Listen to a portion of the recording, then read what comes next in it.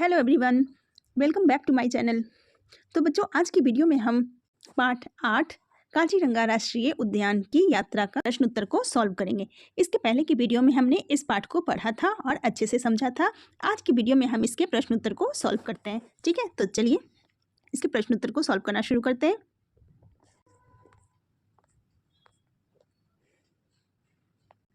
तो सबसे पहला प्रश्न है बातचीत के लिए। नीचे दिए गए चित्र को ध्यान से देखिए, इनमें कौन कौन से पशु पक्षी दिखाए गए हैं। ठीक है, तो यहाँ पे कुछ चित्र दिए गए हैं, उनको देखकर उनके नाम लिखना है अपने। तो ये है पेलिकन, हाथी, गेंडा।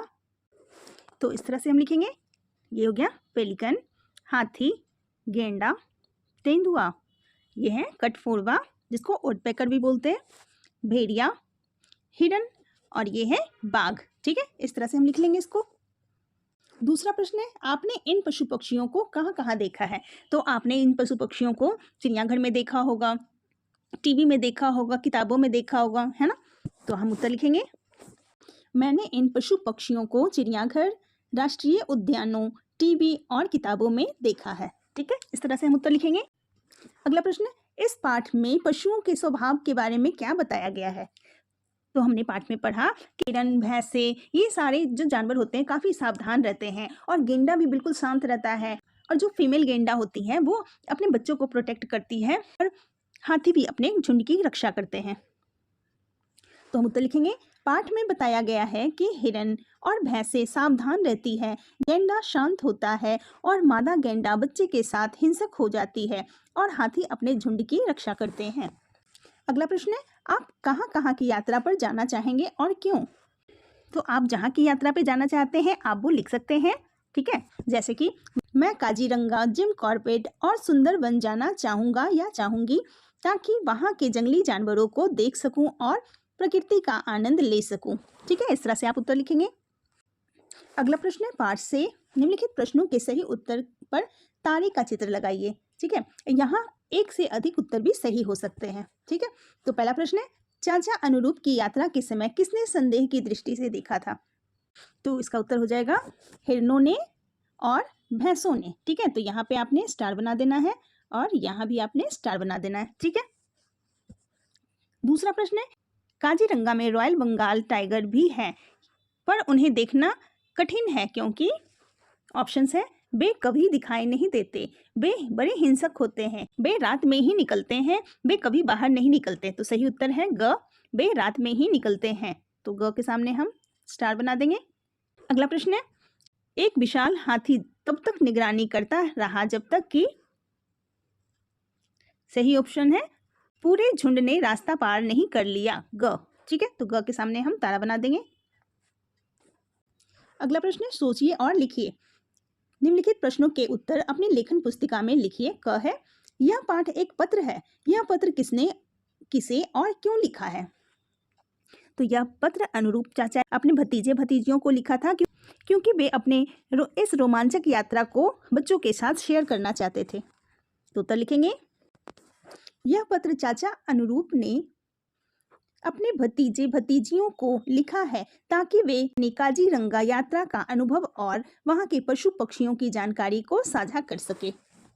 अगला प्रश्न है, मादा गेंडा कब और क्यों हिंसक हो जाती है। तो इसका उत्तर लिखेंगे, मादा गेंडा अपने बच्चों के साथ होने पर हिंसक हो जाती है क्योंकि वह उसकी रक्षा करना चाहती है। अगला प्रश्न है, भारतीय गेंडों की संख्या क्यों घट रही है। तो इनकी संख्या इसलिए घट रही है क्योंकि लोग उनके सींग के लिए उनका शिकार करते हैं। उनका मानना था कि सींग से औषधि तैयार की जा सकती है। तो उत्तर लिखेंगे, भारतीय गेंडों की संख्या इसलिए घट रही है क्योंकि लोग उनके सींग के लिए शिकार करते थे।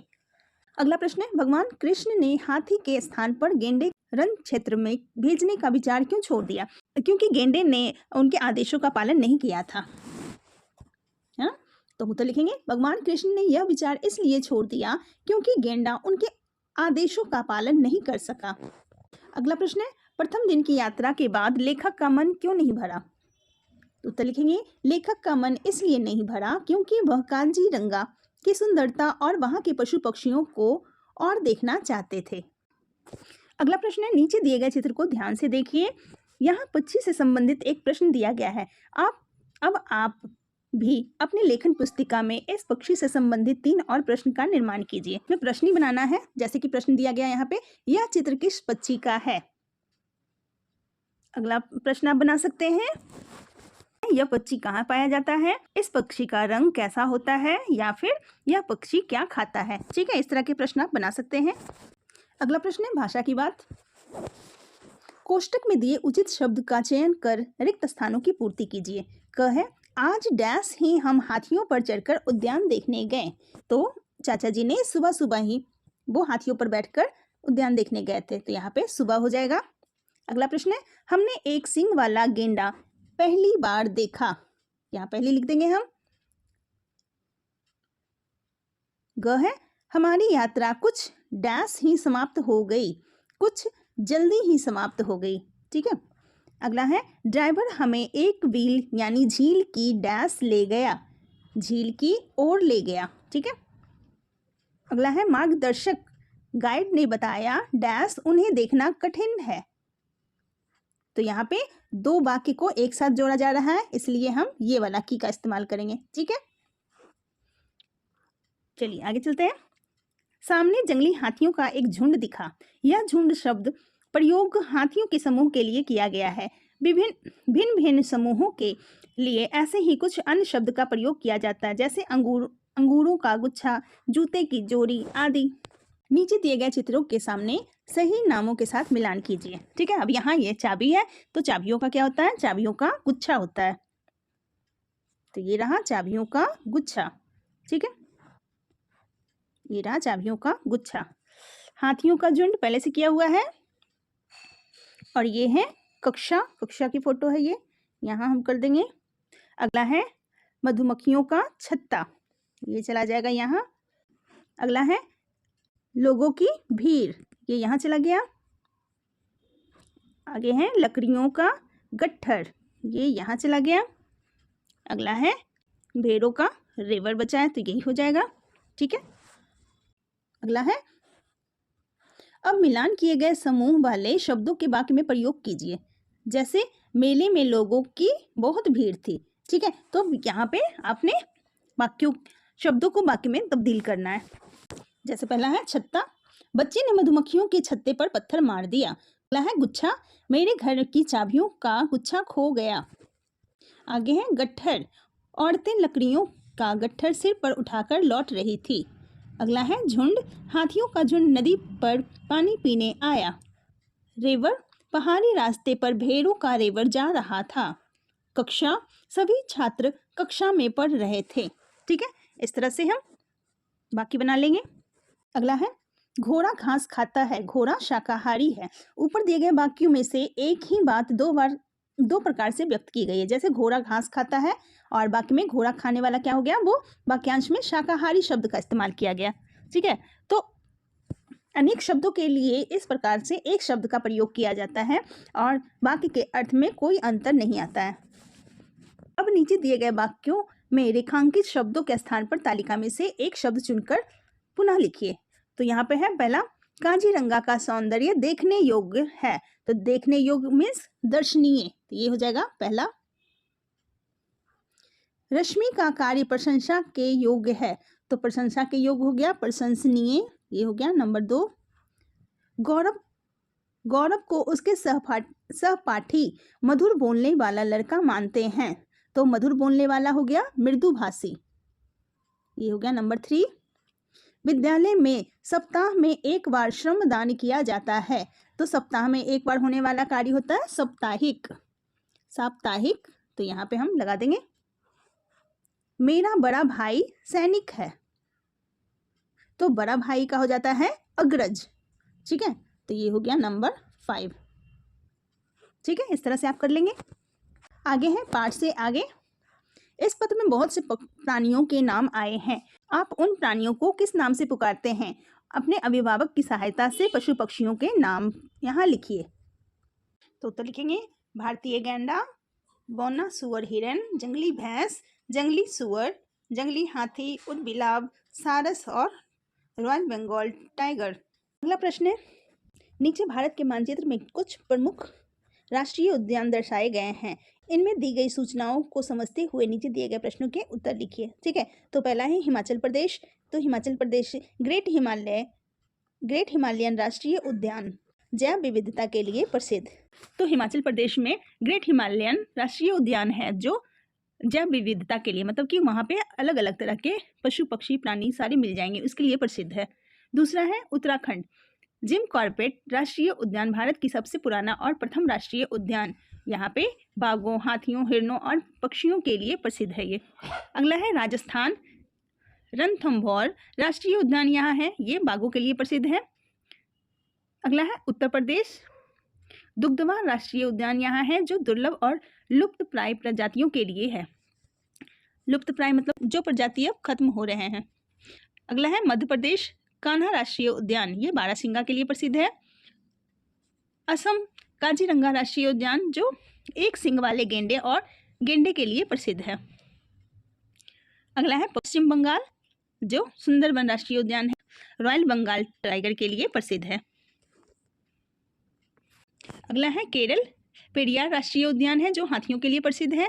और उड़ीसा में सिमलीपाल राष्ट्रीय उद्यान है जो बाघ अभ्यारण्य है।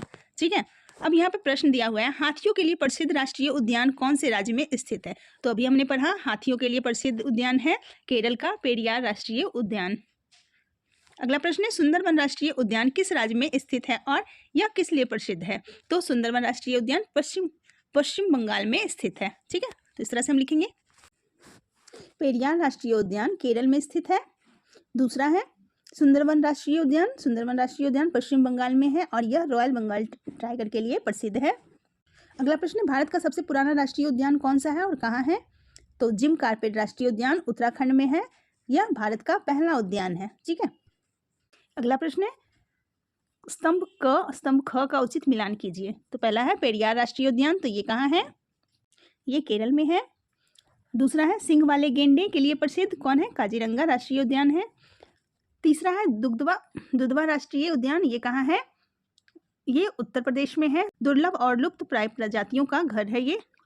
अगला है ओडिशा सिमलीपाल राष्ट्रीय उद्यान है उड़ीसा में। कान्हा राष्ट्रीय उद्यान कहाँ है, वो मध्य प्रदेश में है।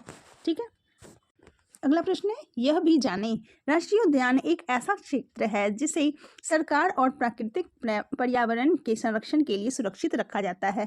यहाँ उपस्थित पेड़ पौधे पशु पक्षी और प्राकृतिक अवस्था में संरक्षित रहते हैं अथवा भारतीय वन जीव संस्थान के अनुसार वर्तमान में 106 राष्ट्रीय उद्यान है। ठीक है, तो राष्ट्रीय उद्यान किसे बोलते हैं, वो राष्ट्रीय उद्यान एक ऐसा क्षेत्र है जिसे सरकार और प्राकृतिक पर्यावरण के संरक्षण के लिए सुरक्षित रखा जाता है, जिसमें पेड़ पौधे और पशु पक्षी उपस्थित रहते हैं। अगला है पुस्तकालय एवं अन्य स्रोत। विद्यालय में पुस्तकालय में जाकर भारत के किसी एक पक्षी अभ्यारण्य के बारे में पढ़िए। अपने समूह में मिलकर वहां पाए जाने वाले पशु पक्षियों का चित्र एकत्रित कर या बनाकर उन्हें अपनी कक्षा में प्रस्तुत कीजिए। आप अपनी प्रस्तुति निम्नलिखित जानकारी सम्मिलित कर सकते हैं। पहला प्रश्न क्या है, पक्षी अभ्यारण्य क्या है। दूसरा है इनकी स्थापना करने की आवश्यकता क्यों पड़ी। तीसरा प्रश्न हम करेंगे वर्तमान में भारत में कुल कितने राष्ट्रीय पक्षी अभ्यारण्य हैं। अगला है भारत के 5 प्रसिद्ध राष्ट्रीय पक्षी अभ्यारण्य कौन से हैं, इनमें कौन से पशु पक्षी पाए जाते हैं। इस जानकारी को ढूंढने के लिए और लिखने के लिए पुस्तकालय और अभिभावक की सहायता ले सकते हैं। तो हम इस प्रकार से इनका उत्तर लिखेंगे। तो पहला प्रश्न था पक्षी अभ्यारण्य क्या है, तो इसका उत्तर हम लिखेंगे पक्षी अभ्यारण्य वह स्थान है जहां पक्षियों की सुरक्षा और संरक्षण किया जाता है। दूसरा प्रश्न था इसकी आवश्यकता क्यों पड़ी, तो पक्षी विलुप्त होने से बचाने के लिए और उसके आवास को सुरक्षित रखने के लिए इसकी आवश्यकता पड़ी। अगला प्रश्न है भारत में कुल कितने पक्षी अभ्यारण्य हैं, तो भारत में कुल 70 पक्षी अभ्यारण्य हैं। अगला प्रश्न है भारत के 5 प्रसिद्ध पक्षी अभ्यारण्य कौन कौन से हैं, तो 5 पक्षी अभ्यारण्य है केवलादेव जो राजस्थान में है, सुल्तानपुर जो हरियाणा में है, नल सरोवर जो गुजरात में है, चिल्का झील जो उड़ीसा में है और वेदांतंगल जो तमिलनाडु में है। ठीक है, अगला प्रश्न है इनमें कौन कौन से पक्षी पाए जाते हैं, उत्तर लिखेंगे इनमें साइबेरियन क्रेन, सारस, बगुला, पेलिकन और फ्लेमिंगो जैसे पक्षी पाए जाते हैं। अगला प्रश्न है नीचे दिए गए बादलों में मछली और बंदर का चित्र बनाया गया है। अब आप भी दिए गए बिंदुओं को मिलाकर चित्र को पूरा कीजिए और उनमें रंग भरिए। तो यहाँ पे एक चित्र दिया गया है, इनके बिंदुओं को मिलाकर आपने चित्र तैयार करना है। ठीक है, तो आप इस तरह से बिंदुओं को मिलाकर चित्र बना सकते हैं। ठीक है बच्चों, तो ये थे आपके प्रश्न उत्तर। आई होप ये वीडियो आपके लिए काफ़ी हेल्पफुल रहेगा। मिलते हैं फिर नेक्स्ट वीडियो में। Thank you so much.